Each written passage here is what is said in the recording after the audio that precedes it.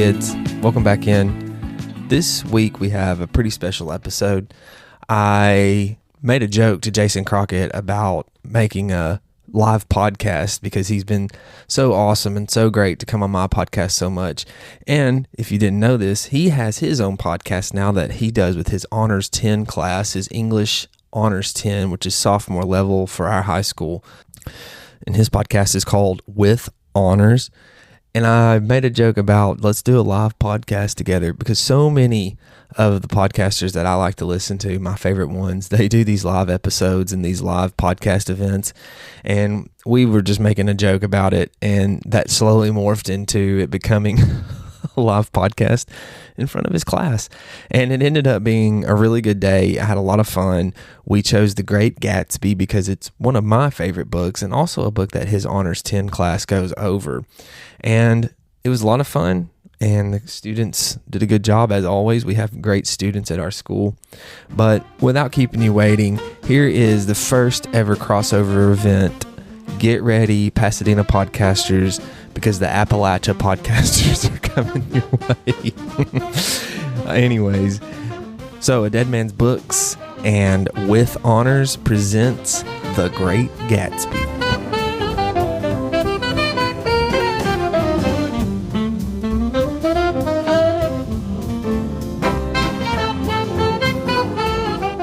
I'm here today with my good co-teacher and longtime friend and not really once upon a time student. You were a student here when I started, but close. He was a student in the room next door. This is Drew Haston. And today we're going to talk about The Great Gatsby.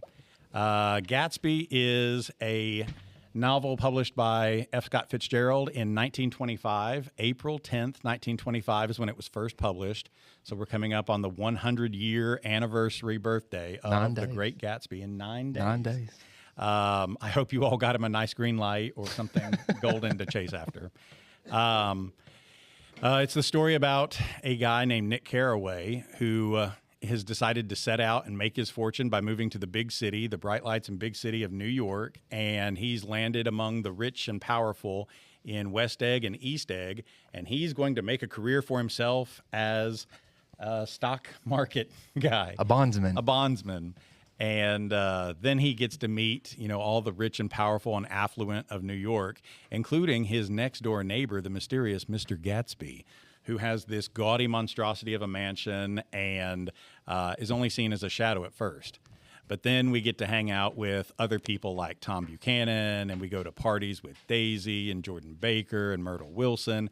And then we come to meet eventually the one and only Mr. Gatsby, who seems to be very involved. He seems to be very well connected with everybody, but there's also a lot that seems wrong with Mr. Gatsby too. And then it winds up being a story about love, we think. It winds up being a story about chasing your dreams, we think. And it winds up being a story about the possibility of the American dream. Agreed. You're next. Well, I like what you put here about how did it compare to more recent readings and experience with Gatsby, because you and I have talked about this a lot. The first time that I read Gatsby was when you guys hired me here, and I was teaching junior English. You didn't read in high school? No, when I was in junior English, we read Moby Dick, and we read The Scarlet Letter, which is probably my least favorite book of all time. What else? I can't remember what else we read. I just remember I did a hip hop project for Jill Delk, and I wore Marshall Milton's hat, and yeah, it was really cool.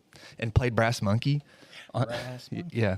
So I read Gatsby for the first time Christmas break of 2018, and when I first read it, I mean, obviously you've heard a lot about the reputation of this book, and I kind of thought, man, it's okay. It's all right. But because I had to read it so many times in a row because I taught it, 6 times in 1 year, I guess. There was one day, I can't remember the exact day, but I can remember the thought crossing my mind while I was reading it. And I thought, wow, this is a beautiful book. This is really well written. The message is deep. The characters are great. This is a masterpiece, And so I've loved Gatsby ever since then. It's really probably, we've talked a lot about what are our favorite books. Gatsby is up there for me. Really? Yeah, it's probably in my top 5 for sure. Yeah. I did not have that first experience. Have I ever told you all my first experience with Gatsby? I did not read it in high school. None of my high school teachers ever assigned it for me. And then I got to college and became an English major, and nobody ever made me read Gatsby in college. It was just expected you probably read it at some point in high school. And then I got to teach high school English, and my mentor teacher was our department chair at the time, Miss Gail Adcock, absolute legend, wonderful woman. Oh, yeah.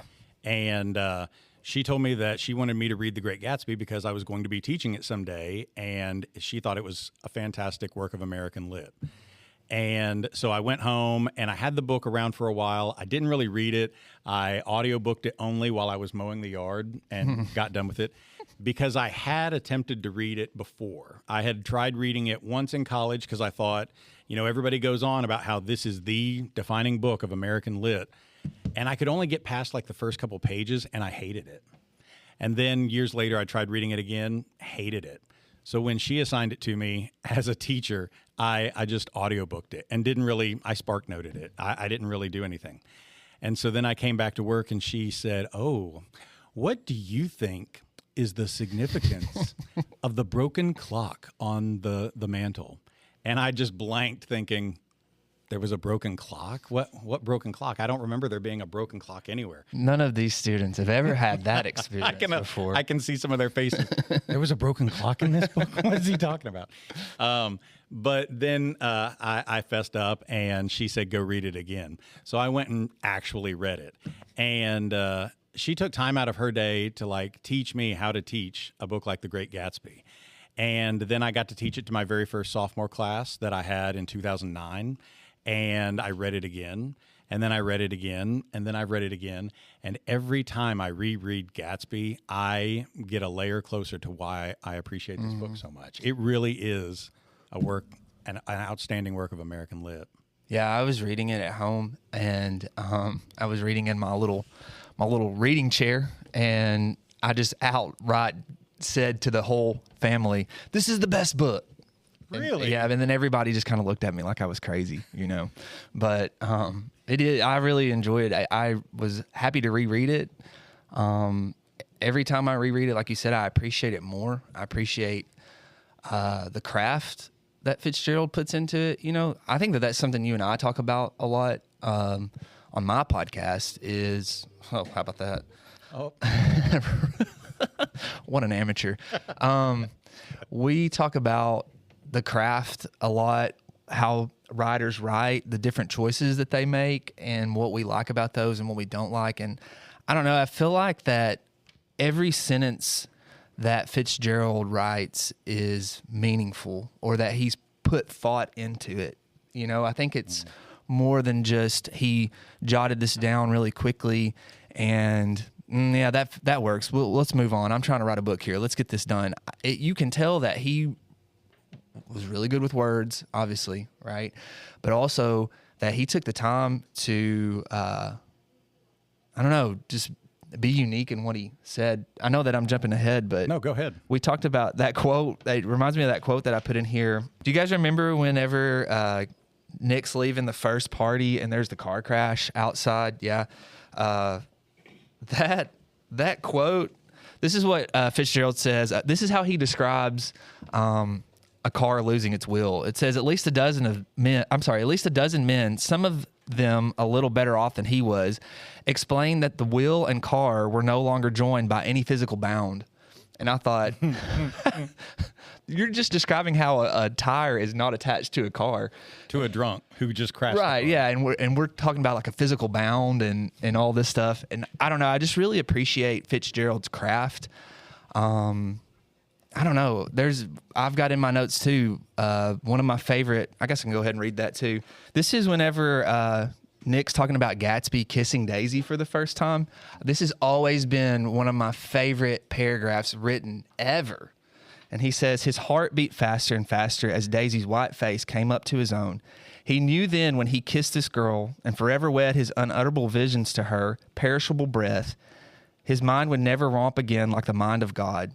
So he waited, listening for a moment longer to the tuning fork that had been struck upon a star, and then he kissed her. At his lips' touch, she blossomed for him like a flower, and the incarnation was complete. And I really don't know why still, but that's just always been like some of my favorite writing. The way he describes like a first kiss, you know, especially with someone that Gatsby's been pursuing so hard. Yeah. Yeah. And as human beings, I hate Daisy Buchanan so much. I hate Daisy Buchanan so much. I hate her more every year. But reading a passage like that about the first kiss, how can you not sit there? Like, I think even grown men sitting there and just think, that's right, buddy. Yeah. I don't think I know I did not have an appreciation for craft or style or writing like that when I began with this.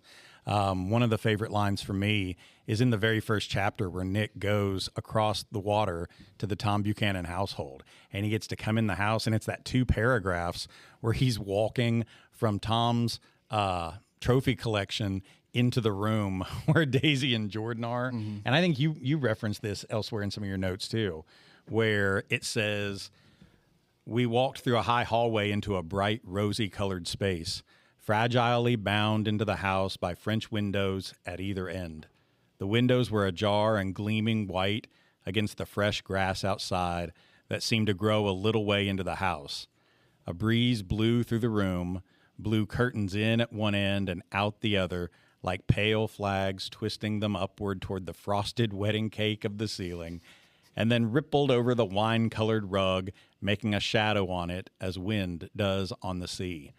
You want to talk about the pinnacle of elegance, of wealth, of extravagance, and also probably an image, some sort of metaphor of their marriage, too. That frosted wedding cake of the ceiling hanging over their heads as a wedding couple. Also, I think Fitzgerald was really hungry when he wrote this because he talks about cake like 3 times in the book. So there's possibly he was just hungry while he was writing this. Yeah.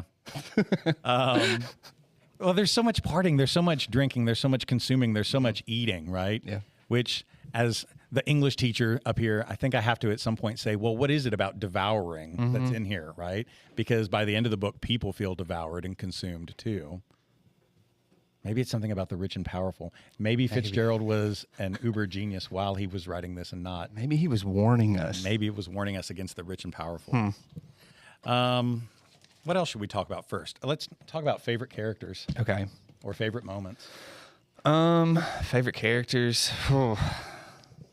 Because, you know, you talk about how much you love a book, and then you go back and you think about the characters, and I don't know that I can pinpoint a character that I love as people, you know?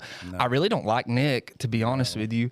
I don't know what y'all's opinion on Nick is, but I don't really like Nick. I think Callie is shaking her head vehemently no.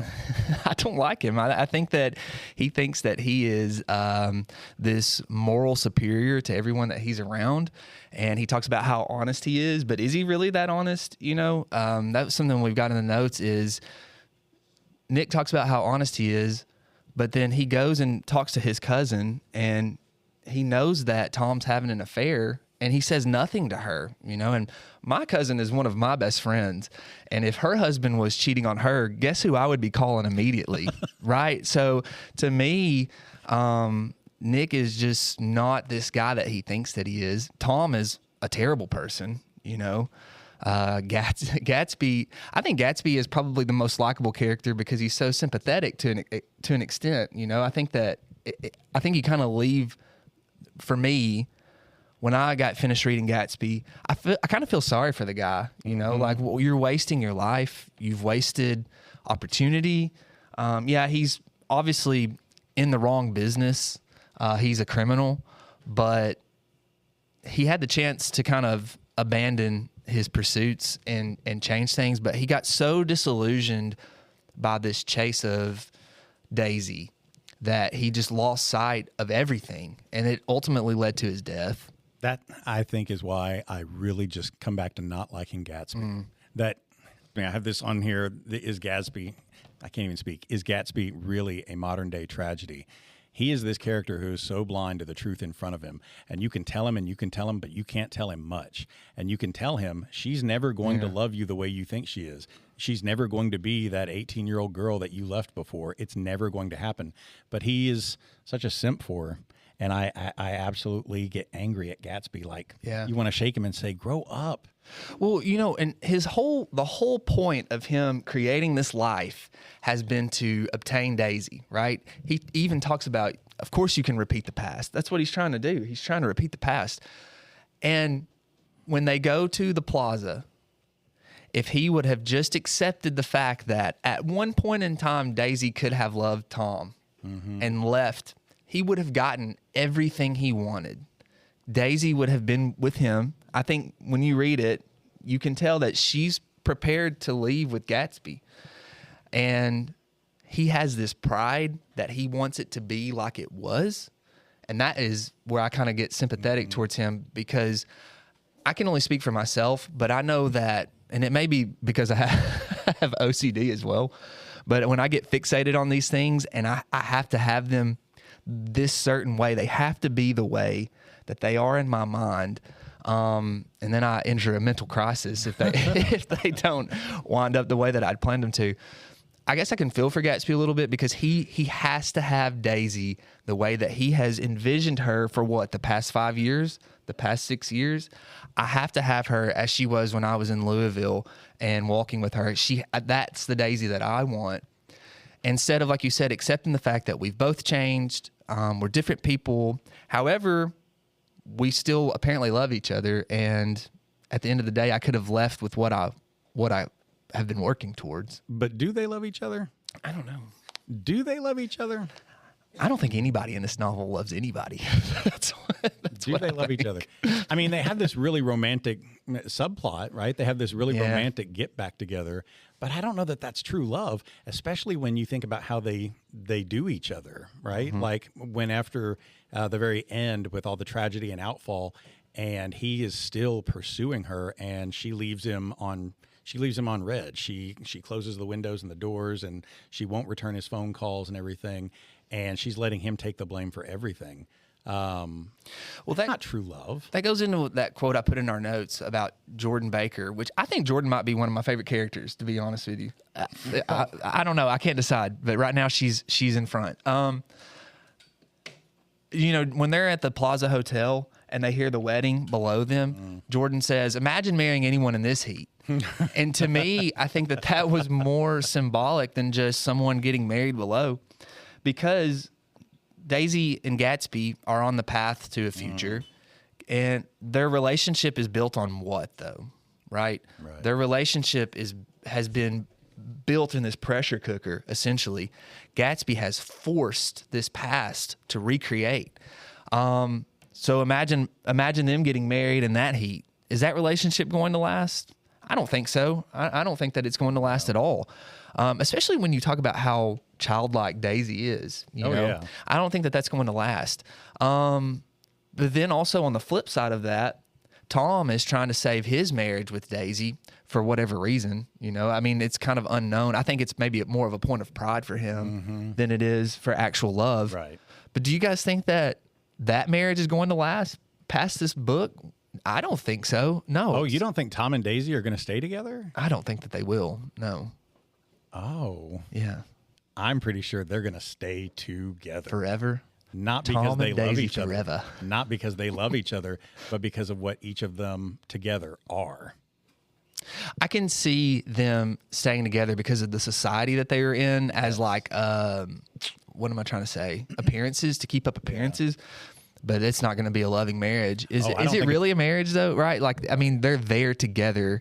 Tom's going to do whatever he wants to do, and Daisy's going to be at home. Because even in the Plaza Hotel, she admits to Gatsby, I did love him once. Yeah. Like, I've loved him before, but that doesn't mean she loves him now.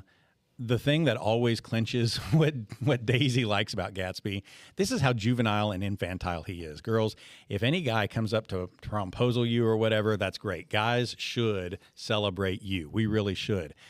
If he's this guy that's been following you around, Maddie, all through high school, and like he is just in love with you, and you know this guy is not going to happen. Your family wouldn't like it. He's cute, but you are not going to have a future with this guy. In 4 years, you see him at school, and he has been throwing these amazing parties at the frat house. He's been throwing, like big lights everywhere, fireworks, drone shows, everything.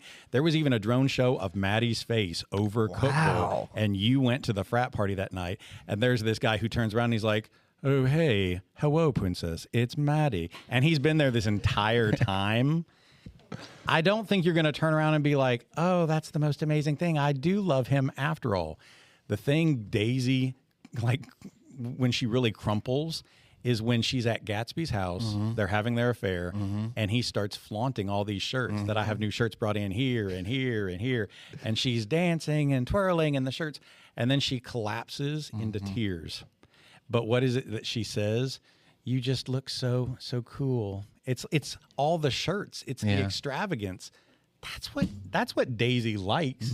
She likes the extravagance and the wealth, the safety and the status of the wealth. Well, she cries, doesn't she, when she sees those shirts, and she's like, I've never seen such beautiful shirts before. And that's her takeaway from her relationship with Gatsby is, wow, these pastel shirts are so beautiful. And even when she sees him, or when it's that day they go to the Plaza Hotel, and it's so sweltering hot, she tells him, you always look so cool. What does she say? The advertisement of like man. Like an advertisement, like the man in the advertisement. Yeah. That's her metaphor for comparison. You always look so cool, like the guy in the Nike ad. Really? Like, it's the commercialism. It's the wealth that she likes. Yeah.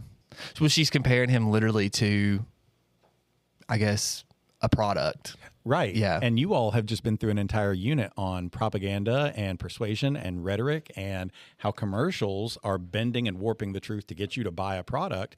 The representation that you see in a commercial is not necessarily truth, that this is just warped to get you to buy a product. Oh, that's Gatsby. But that's something I put in my notes. We talk about how superficial Daisy is, but when she goes to that second party, she is so disinterested, you know? And you can tell that she's kind of, I don't know if she's like disgusted, but not impressed. It's right. and it made me think, is she deeper than Gatsby? Right? Is he like the most superficial of all these characters? Because she's so disenchanted with this party. Well, yeah, she's like that with a lot of parties, though. Even yeah, that's true. Right? I had seen this discussion thread talking about how people don't really get Gatsby, that there's so many times where they're like, I want to have a prom that's Gatsby themed. But when we like the party atmosphere, sure. But when you look at Fitzgerald's portrayal of parties and what they're really an image of, the parties are a death trip for America. So if you don't get that, then it's like you don't really get what Gatsby was about. And there was a comment about how Daisy, the women who throw weddings, that they want their weddings to be Gatsby themed, don't mean I just want to dress up in 1920s style. That if they really knew what the book was about, they would have to be like Daisy and hate their own wedding and just, I don't really care about any of it. And Tom's having an affair on the wedding day or while they're having birth. And some Stan is out front with a drone show and fireworks. I still love you. I still love you. Yeah, that's funny. I think Nick is a very sympathetic character for me, but I don't like him because what you said, he's very judgmental. Yeah. Like he even starts the first page of chapter 1, because this is already in the past. The first page of chapter 1, everything's over and done with. He's thinking back to that summer when all of this happened. And he says, in my younger, more vulnerable years, my father gave me this wise advice that I have always tried to follow, to never judge a person till you've stepped foot in their shoes, that other people have not had the advantages you've had. And then he proceeds to spend the entire book judging other people. And even when he says, I'm so wise for not judging people, he's judging people. He's looking down at you. And you bring up a really great point. If my cousin's husband were cheating on her and he wanted me to go to a party with him and his new girlfriend, no way am I going to that new party and hanging out and then getting so messed up that I'm standing at the window looking down at myself on the street that I am both within and without and having this. No. Yeah. But maybe Nick, I don't know, at that point when he's thinking back, maybe he's just young, naive, overwhelmed, because he knew Tom in college. And Tom was kind of like a bully personality then, too. To give Nick a little credit on that, I think you do kind of come off as he knows Tom better than Daisy, do you know? Because Daisy even says, we don't really even know each other, do we? But I just think you have that situation, but then also the more evidence that stacks up against that is when he starts his relationship with Jordan. Well, first off, they ask, do you guys remember in chapter 2 where they ask Nick, hey, we heard you got engaged. And he's like, oh, no, that's just a rumor. And then when he decides he's going to start dating Jordan Baker, he says, I guess I'm going to have to write that girl back home and break it off with her. So he was engaged at one point, and he hadn't told Tom and Daisy about it, which, I mean, okay, I can kind of understand that to an extent, because there's some things that I don't tell all of my family. You know, there are things that are going on right now that I don't tell them about. I don't know if that's dishonest or just kind of keeping your business to yourself. However, if I am about to date someone and I am engaged, well, that's just outright dishonest, right. You know, and he doesn't tell Jordan about it, and he doesn't tell whoever's back home. All we know is when she sweats, she forms a mustache over her lip. That's all we know about her. So he's got to write her and tell her, hey, I've met someone new. But do you think he's going to tell Jordan? Jordan doesn't know. All right. No, he's not going to tell her. So is he really the most honest person he knows? I think he'd like to think that. But sure. But also, just for a moment there, Daisy, like, how self-centered do you really have to be when Nick has been he's been coerced into throwing this tea party to bring Gatsby and Daisy back together with these lush flowers and everything, and he's setting out tea, and she comes into the room and she's looking around and says, he really does love me. He's your cousin. Weird. It got weird. No, it got weird. But she is so obsessed when he first comes to the party in chapter 1, and she's just lying there on the couch like some goddess, which we should talk about that too. Goddesses are not what they are always cracked up to be. That she's just lying there like this goddess, and she's asking him, oh, do they still remember me back home? Do they still remember you? Of course they are. Are they paralyzed? Oh, blah, blah, blah. Tell me more. Tell me more. She is so self-centered. I can't stand her. But also, you know, I could look past the selfishness to a point, but it's that she uses and loses people. And she uses and loses Gatsby and any of the other people that are around her. She's just one of these rich, wealthy elite who treat people like they're consumables. And I hate that. And I hate Nick for not seeing it sooner. I hate Nick for going along with it. And again, I use that word simp. He simps for them. And I hate him being just a willing errand boy for it. I don't like Myrtle or George Wilson because Myrtle plays along with the lie. Yeah. And George discovers he's been lied to. And I don't know, doesn't act nobly either. Tom, corrupt, wicked. I don't like Tom. I think the only character I kind of like He's Wolfsham. No. The gangster, the racist depiction of a gangster, no, is Owl Eyes at the party. Yeah, I think that's everybody's favorite. Because he's this old drunk who's got these pop bottle glasses that kind of make him cross-eyed. But, I mean, he sees truth more than any single person around him, and then he goes and crashes a car. And, I mean, I can appreciate that. I also like the setup for his character in that he's kind of like the blind prophet Tiresias in Antigone, who can stand there and tell you, oh, no, this is true, this is true, this is true. But Tiresias doesn't have the power to stop Creon from letting everything fall apart. The soothsayer and Julius Caesar can stand there and say, beware the Ides of March, but he can't stop the Ides of March from happening. And Owl Eyes, standing in the room in the library, says, ooh, these books are real. Because they're not just some rich, pretentious feature of the house where they're fake bookshelves that are put in to make him look like he has a library. They're real books and real shelves shipped over from Europe. But that doesn't mean Gatsby's an authentic reader. Mm-hmm. It doesn't mean Gatsby is authentic. It's another elaborate sham within a show within a show. Also, Owl Eyes is the only person from the parties that shows up to Gatsby's funeral. Yeah. Which I guess gives him a little bit more. Well, he's one of several people who show up for it. Well, you've got Gatsby's dad. Gatsby's dad comes to his funeral, too. The real Gatsby's dad. And then you've got Nick. Nick, you get 3 people who come to his funeral. That's and Owl Eyes, yeah. Yeah. I want to talk, if we can, about like some of the structural choices for it. Sure. Like, they read Mask of the Red Death last fall. Okay. And Edgar Allan Poe is known for using color symbolism. Mm-hmm. He's known for using archetypal symbolism like directions or whatever.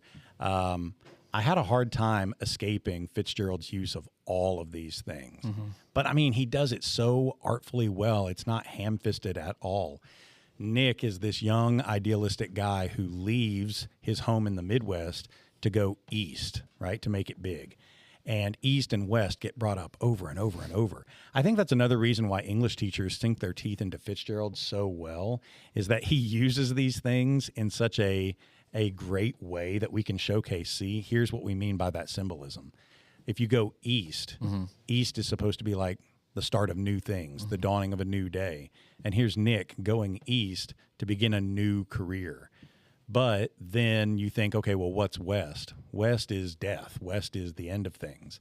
And by the end of it, Nick has, he's encountered death. He's encountered disillusionment. And he decides to head back west to go back to his roots. But really, that's not an end of everything. I mean, Nick survives. So it's kind of like, I don't know, you think about how circles come back full around. And then you've got the East and West egg that are right there too, those oppositions. Well, I told you that this time in my junior class, we're really talking about contrast. We're reading James Joyce's Dubliners. And that's a structure choice that Joyce uses a lot, is to contrast, I guess, like the everyday life of the Irishman in Dublin compared to maybe like some rich figure or something like that. And so this time going through, I guess my mindset was on contrasts, and I noticed so many contrasts that Fitzgerald had set up for us. You know, we talked about how you've got in chapter 2, you have Jordan and Daisy. And then in chapter 3, the very next chapter, we've got Myrtle and Catherine. And Nick encounters both of those. To begin with, in chapter 2, you've got West Egg and East Egg, and Nick is in both in that chapter because he leaves his home. He talks about living next to Gatsby, and then, well, he doesn't know it's Gatsby at the time. He just talks about his neighbor. And then he goes to the Buchanans. And then in chapter 3, you've got the Valley of Ashes, and then they go to New York City. Even Gatsby's mansion and Nick's little shack are so contrasting and so representative of those characters. I just really appreciated that. I know about the color symbolism with Gatsby, you know. Yeah. But there's more to it than that. You know, I feel like when I talk to other teachers that have read Gatsby, that's always the first thing that they talk about. Well, probably because it's one of the most vivid first things you can see. But there's so much more than that. Do you know talk what I'm about saying? that? Well, Give an example. Well, I think like talking about Nick and Gatsby's houses next to each other is one example, because when you think about their houses, what is Gatsby's house designed for? Well, it's designed to get Daisy's attention, you know. And that can tell you from the get-go that that's this guy's purpose, is to get people to look at him, look at me, specifically one person. But he's trying, basically what Gatsby's doing is casting a large net out there. He knows that she's there. He's casting this net out and hoping that one day when he pulls it in, she's going to be in the hall, you know. Yeah. He's trying to get as many people to come to these parties just specifically for one person to show up. And I think that that's his character, is look at me, I'm trying to find something, look at me. And then you've got Nick, who his shack is like unassuming. It's next door, it's kind of hidden, but it's still on West Egg. Yeah. He's still one of them, you know? And that's what we go back to talking about with Nick. It shows his character of, I'm not like these people. He is. But I am. But yeah, but at the heart of it, wannabe. You're there. Yeah. Whether you are in the servants' quarters or whether you are the one throwing the parties, you are a part of this society. Nick is a part of this. He's responsible for a lot of things that happen, you know? Going back to him being dishonest, he's playing both sides. He 1 minute I'm buddies with Tom. I'm not going to tell Daisy about Tom's affair. The next minute I'm helping Gatsby orchestrate his affair with Daisy, you know? Yeah. I just think that there's so much more to it than just the colors. And yeah, the colors are important, but for me, I can only speak for me.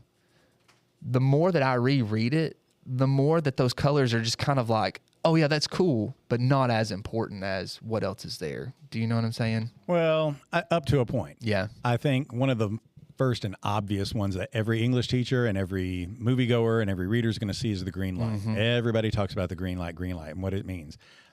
Because there just so obviously seems to be meaning for Gatsby in it. Because when we first see him, he's just a shadow standing at the edge of his pier, and he holds his hands out prophet-like over the water as if he were reaching for this green light. And over and again, it gets referenced until he and Daisy have solidified their affair. They're having their affair. And he points out, oh, that's your house across the way. Yeah, I used to be able to see a green light, but the mists have covered it up. Because now he's gotten what he thought he was after. So there seems to be something idealistic about it. And then you get to the blue eyes of T.J. Eckelberg, which are so starkly and shockly watching over everything. Why blue? Why green? He just constantly references color, the lavender, the yellow car, the dresses. The pink suit. The pink suit. Yeah. It's over and over and over. And maybe part of that is just, do you know, I've never read anything else by Fitzgerald. I haven't either. Ray Bradbury always bragged about his novel Tender is the Night, and how every time he visited Paris, he would buy a copy of it and then walk around and read it. But I've never read any of the rest of his writing. Maybe that's Fitzgerald's style, is that he uses color words as just the way he thinks and the way he visualizes what it is he's writing. Do you think Bradbury really did that? I do. You do? Oh, 100%. Bradbury was, he was such a sweet, crazy old cat lady by the end of his life, right? I can imagine him doing that. My God, I'm alive. Why didn't anybody tell me? Live forever. There was something else with, and then you bring up the contrast of character too. I like his pairings of people that are not necessarily direct opposites, but they're good character foils. Daisy and Jordan are paired up together from the very beginning with chapter 1. But you also have Daisy and Myrtle Wilson, who are not so different as they like to think that they are. Yeah. Really, the only thing that separates them is class. But as far as mindset, it's the same, right? It's I want this, I want that. Consume, consume, consume. But Myrtle consumes too. Yeah, no, that's what I'm saying. Yeah, their mindset is the same. Yeah. The only thing that really separates them is class. They even have the same man, right? Right. Which you find it so ironic or not ironic, but just so, I think, distasteful that when they go out for their affair in chapter 2 and she has to stop and buy the dog. And it's like, why does she have to have a dog? Because she's like this rich girl with a dog in her purse that she can go around with her little dog. Yeah. She has to be spoiled by her man who keeps her in an apartment in the big city. That Myrtle, trashy as she is, gets to play at being the rich man's wife. But she's not the rich man's wife. She's not the rich and affluent wife. I think that also tells us how often that Myrtle and Tom are seeing each other, because they buy a dog and it's going to stay at the apartment. Somebody's got to take care of that dog, But do they? Does anybody have to take care of the dog? Because, again, we consume these people, and we don't really care about the fallout of what happens for them. The dog never gets mentioned again. Yeah. I wonder if they ever go back for it. I wonder if they let it loose in the street. Tom just let it die. Probably.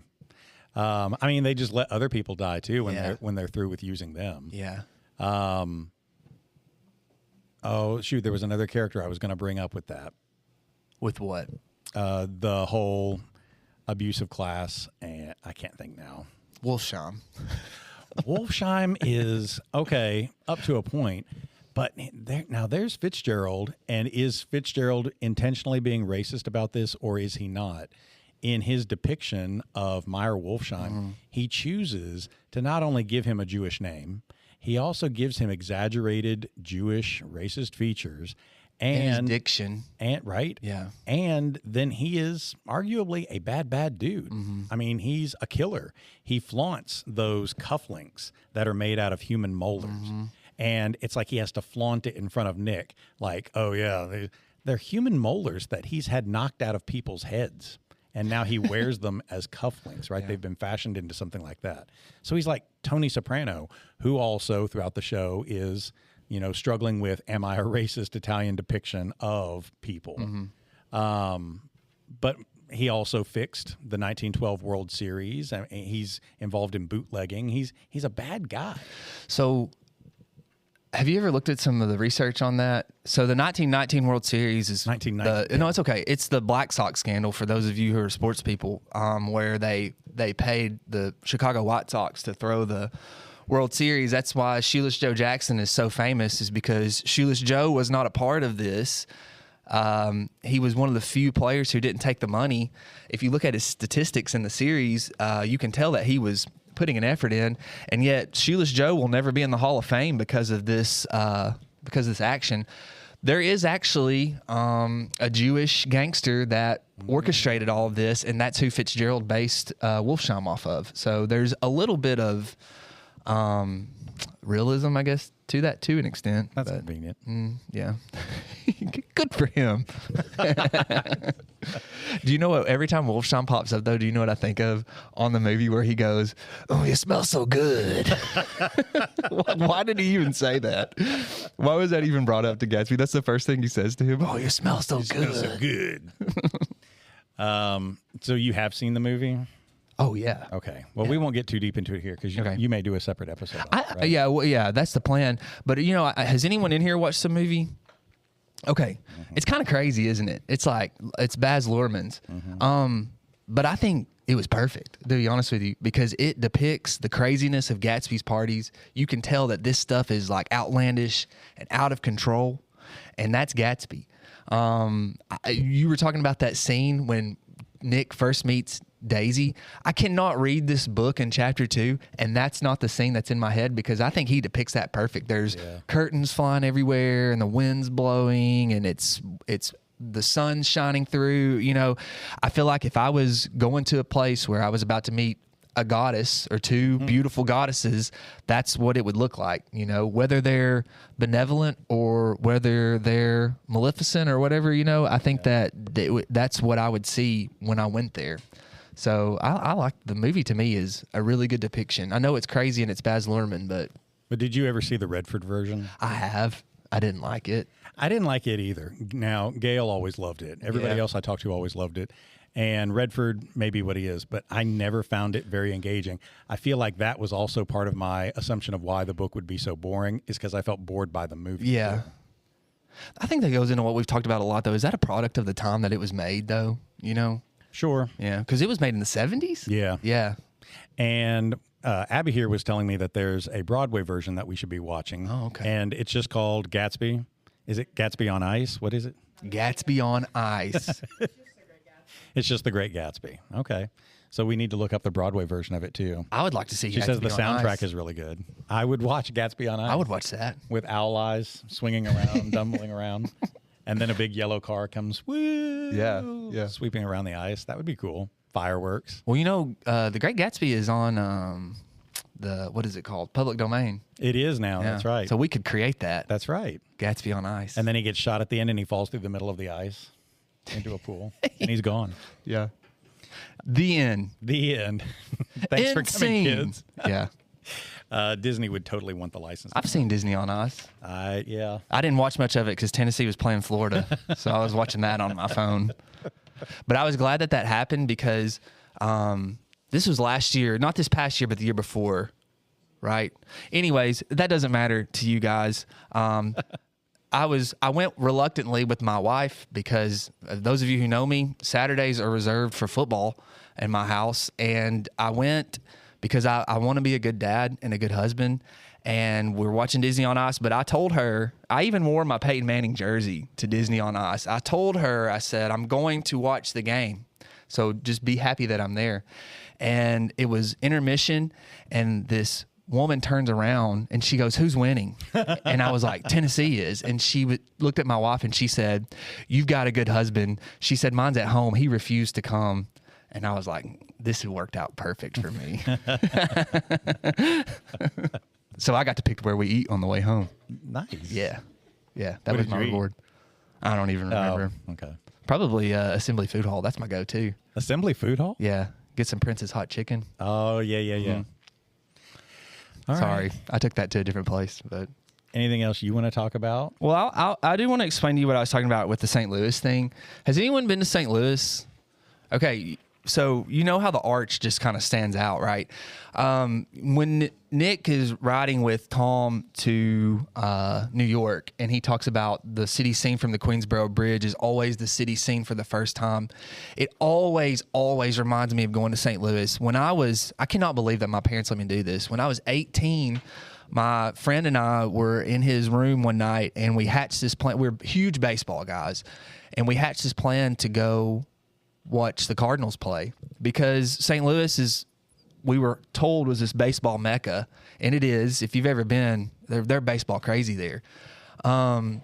And so we were like, we want to experience that. So we bought tickets, and then we realized, well, we need to buy a hotel room. So we ended up making this weekend trip for two 18-year-old dudes. I don't know how our parents let us do this, but if you've driven through Western Kentucky and Illinois, it might be the most boring stretch of land on earth. It's nothing. If you like corn, it's perfect for you. It's perfect. We have offended Ohioans and Californians, and now, well, I'm coming after the Midwesterns. Yeah. There's a place called Nashville, Illinois, and don't let the name confuse you. There's nothing there. We stopped to get a snack at the McDonald's, and if I can ever show you guys, I would love to, because I'm not exaggerating. It was a McDonald's and cornfield. That was it. And if you go on Google Maps and look, it's literally McDonald's and cornfield. Okay. Anyways, that's my rant on the Midwest, but which is where Nick's from. Like, this is where all these people are from. No wonder they're so awful. They just look at corn all day. Okay. Anyways, I can really get on to some rants about corn in the mid. Okay. I'll continue. So we're bored. We get to joking like, oh, I bet we can see the arch from here. You know, it's like Jack and Fabrizio on Titanic. Where I can see the Statue of Liberty. We're joking. I bet I can see this arch from here.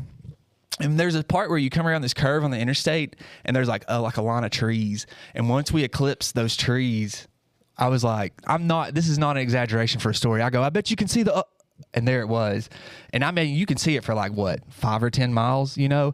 It is just so odd to see. You see it on TV. It's kind of like the Grand Canyon. If you've ever been to the Grand Canyon, it literally will take your breath away. It is so big. You think, oh, this is just a hole in the ground. And you've seen pictures of it. You see pictures in the arch on TV, and it's the same. But then when you go see it in person, it's just so weird, you know? It's so odd. It's the tallest thing in St. Louis. You're in this just flat stretch of ground, and you can see this spaceship type thing, you know? And so that reminded me of that, because I can remember how weird that looked and strange and new. And then I took my wife, when we first got married, we went to watch the Braves play the Cardinals, and the same thing happened. You come around those tree lines, and there's the arch, and it was just so still, just like, this is so odd and new. And then we went to this Christmas thing that they had at Anheuser-Busch Brewery, and we come around the tree line there, and there was the arch, you know, and it's just so weird and new. There's never been a time that I've gone to St. Louis and not been enamored at the arch, you know, just so odd, and it just feels so new. The Grand Canyon, the arch, yeah. And it just reminds me of that line that Nick says, because I get that, you know, when he's like so excited to get there, and which St. Louis is okay, but just that feeling of seeing something odd and new, you know, that reminded me of that a lot. You're like bringing up that quote, you know, I've never been to St. Louis. I have been to New York, but it's like the big places that I've been to, I don't really remember having that big feeling of seeing the city for the first time all over again, except for one place. Cincinnati, Ohio. Oh, wow. And right. Okay. Wow. I'm telling you, as a guy who had to drive back and forth between Tennessee and Ohio my entire life because my parents were divorced, every time you come through Covington, Kentucky, and around that curve, and then suddenly there's Cincinnati laid out before you, it is an amazing shot of the city every single time. Coming south from Columbus, when you come into it, you just suddenly, ta-da, you're in Cincinnati.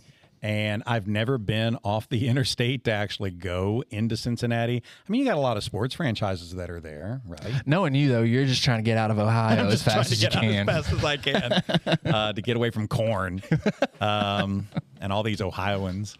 Is anybody from Ohio in here? You never know anymore. Are there any Ohio kids? Sorry. Bless. We've got California. Kind of. We've got California. Any other California in here? No? Any Kentuckians? Was there any Kentucky around here? Okay, so we've only So offended we're one safe. California, We're safe. and she loves us anyway, so we're good. We've Right. not said anything bad about California in this one. Not in this one. Not in this That's one. true.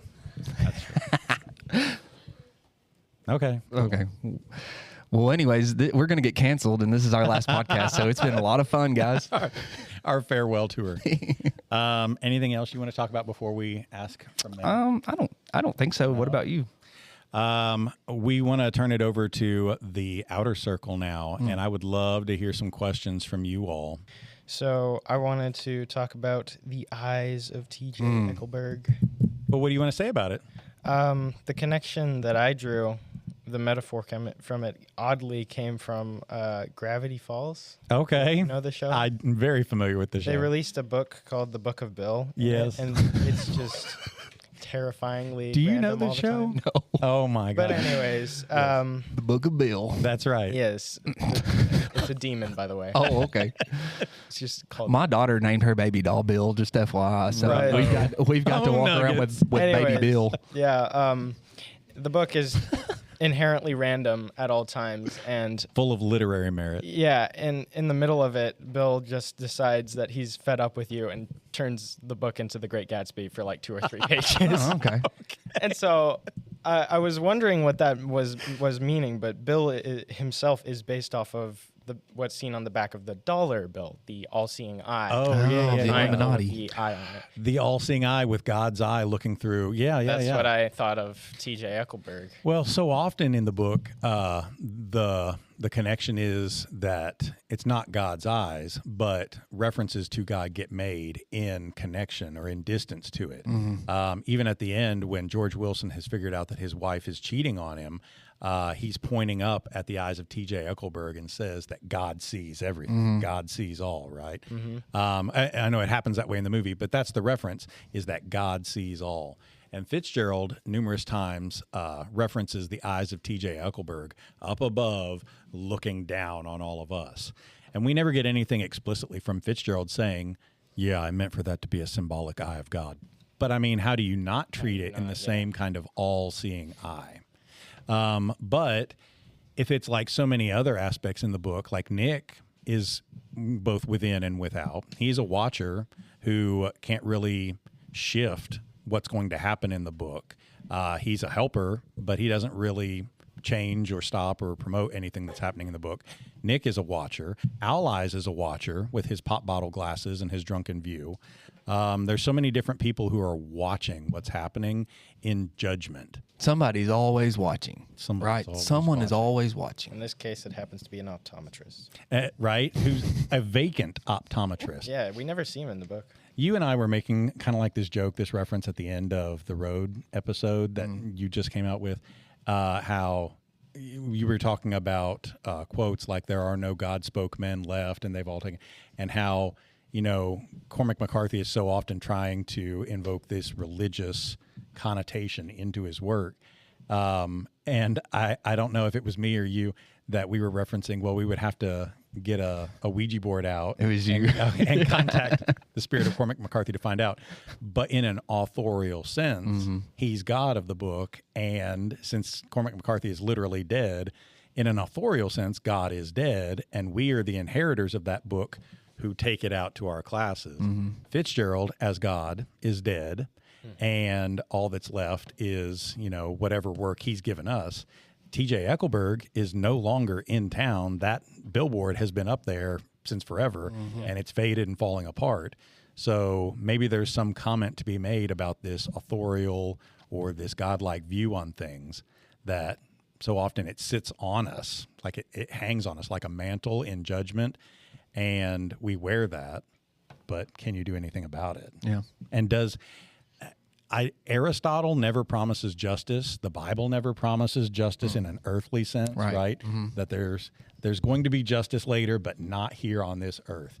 And I think you get the same thing in Fitzgerald's book too, because the rich and powerful get to party and do what they want, and then when they're done with you, they just discard you like trash. You're a disposable fun thing for the time, and then they get to move on. Tom and Daisy never face any accountability for what they've done. Yeah. Only Gatsby. Where's the billboard located in the book? Isn't it like It's in the Valley of Ashes. Valley of Ashes? I was about to say. Why are the eyes of God located in the Valley of Ashes? When really they should be in West Egg and In East West Egg Egg, East, watching yeah. these racist rich people Yeah. get away with everything. I don't know. Why do you think it's there? Something to be said about the sick need a doctor, not the healthy. The sick need the doctor, not the healthy. Yeah.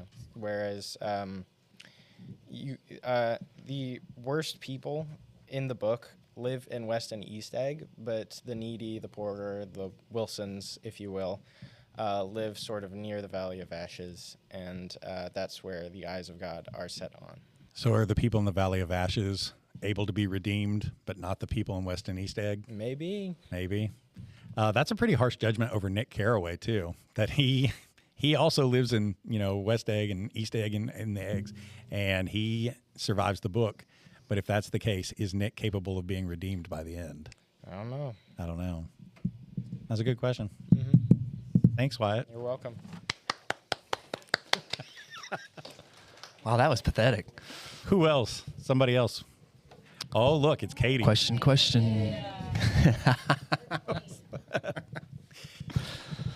So do you really think Daisy really loves anyone, looking at her mother figure type in the book? Well, what do you think? I think no. Why? Because really she's only mentions her daughter twice. Once she's sleeping, and the second. Did you all know that Daisy has a daughter? You do know that, right? Because sometimes kids come to class and they're like, "What? She has a kid?" Yes.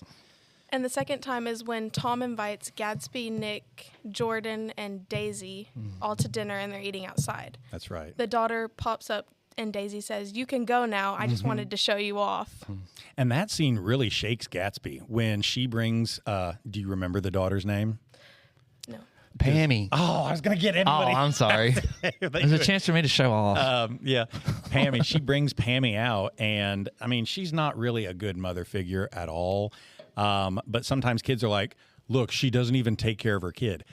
That's a status thing, though, because she and Tom are real filthy rich, and the nanny takes care of the kid when you're below a certain age. That's the European tradition that they've brought over. So no, she's not being a motherly figure there.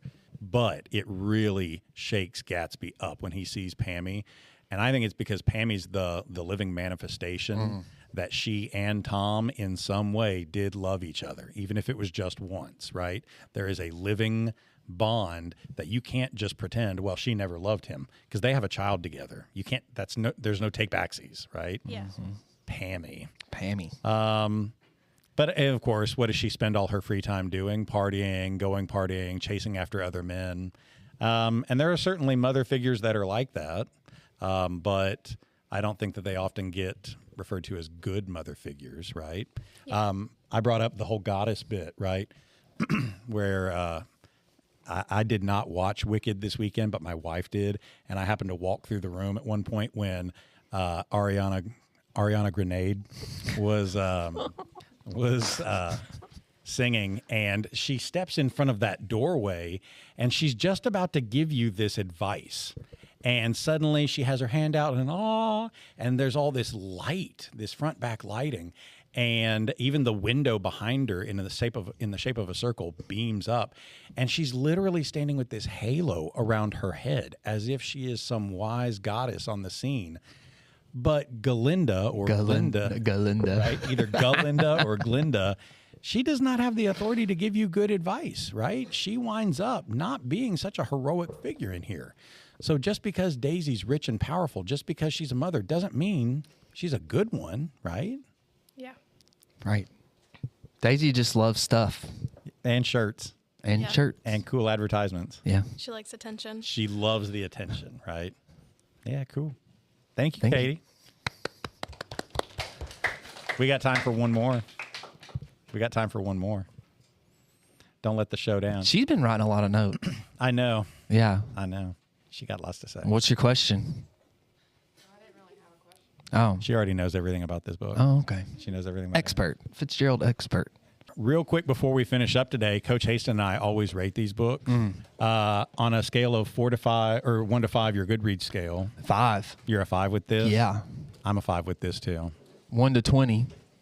1 to 20. I'm gonna have to say a 19. Only because it's not a book I would reread on my own, just because I reread it so much during the year. Yeah. But if you're talking about quality of literature, story, whatever, it's a 19. I've got it at a 19, and I really wrestled with this because I wanted to put it at a 20, to be honest with you. And that's something we talked about with Aubrey. Have we ever done a 20? Not yet. 20 out of 20. Other than the Bible. Yeah, the Bible is a 20 out of 20. I don't know, though. I don't know if there's elements that I didn't like about it. I'm afraid to give it a 19 or a 20 outright, so I gave it a 19. Yeah. Whether that's fair or not. What about your McKay's scale? How much would you pay for this at McKay's? I want you to go first because I still am undecided. Oh, if it's a paperback or whatever, I'm Yeah. not paying anything because I have a billion copies of it here. Okay, right? we got to take that out of the picture, though. Yeah, If you've this never were a owned good it. hardback copy of it, Yeah. I'm going to pay probably $15 or something for a good hardback copy of Wow. it, I think. $15 for a hardback. Like, it's a skinny book, so if I found a good quality Yeah. hardback At McKay's? at McKay's, I would pay $15 for a good hardback for this. Wow. What was your For a ballpark? hardback? Yeah. 10. Oh, no, I'd pay 15. Wow. I'd pay 15, and then I'd pay somebody else to do an authentic F. Scott Fitzgerald signature in the front of it, and that way I could always have the deniability. I didn't do that. How much was yours? Do you know? 21. I know it's not that much on Amazon though, because I saw that. Yeah, it's like $15. So you'd buy a used one of that for $15. Maybe not that cover, but yeah. Yeah. Hashtag judging you. Hashtag judging you. No. I love the color. I just feel like I'm gonna need to be delicate with that copy. I feel like because it's so pretty. Yeah. Oh wow. Oh yeah. Look at that one. Very artful with blue. Is that blue pages? Wow. Color symbolism matters. I'm looking for a copy. When you open it, a green light shines the entire time. Okay. I'd pay 20 or 25 I for would that. pay a lot of money for that if someone invented that and it just glowed green the whole time. You'd probably get radiation cancer from that, but I think I would pay for a paperback probably $6, $6 or $7 for Gatsby. Yeah. But I'm really stingy, at McKay's.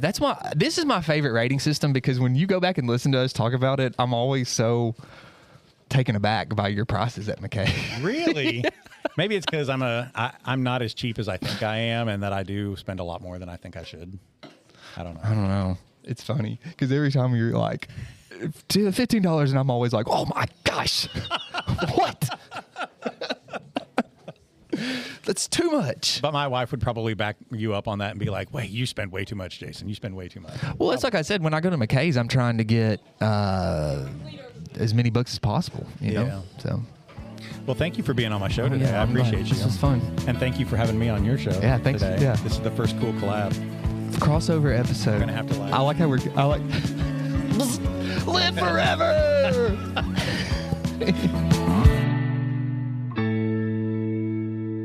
Well, thanks again for listening, everybody.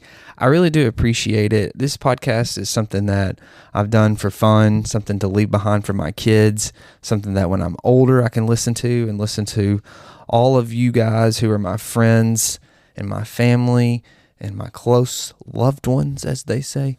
Something that I can listen to when we're older and think back on these younger days. Of course you can repeat the past. That's what we're trying to do here, right? But I really do want to say thank you for listening and taking time. It really does mean a lot.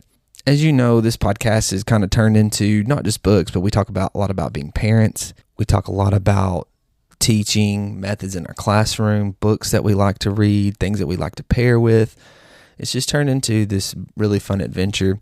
And I just wanted to make sure that I was inviting all of you along, I guess, the proper way. I want to encourage you to read along with us. So I thought I'd let you know kind of what we've got coming up in the next few weeks. This might be subject to change. These books for sure will be coming up in the next few weeks. But sometimes we read a book and we get really excited about it and we can't wait to podcast about it. So if that happens, this might change the schedule. But I just wanted to let you know this is what's coming up. Next week, we're going to be doing Indian Killer by Sherman Alexie. The following week after that, we are doing All the Missing Girls by Megan Miranda. We've got All the Sinners Bleed by S.A. Cosby coming up after that. We've got a book called Between Two Fires that Jason and I have read together that we're going to be reviewing. After that, we're going to kind of get into some historical fiction. We're going to talk about John Williams' Butcher Crossing. We're going to talk about Dennis Johnson's Train Dreams.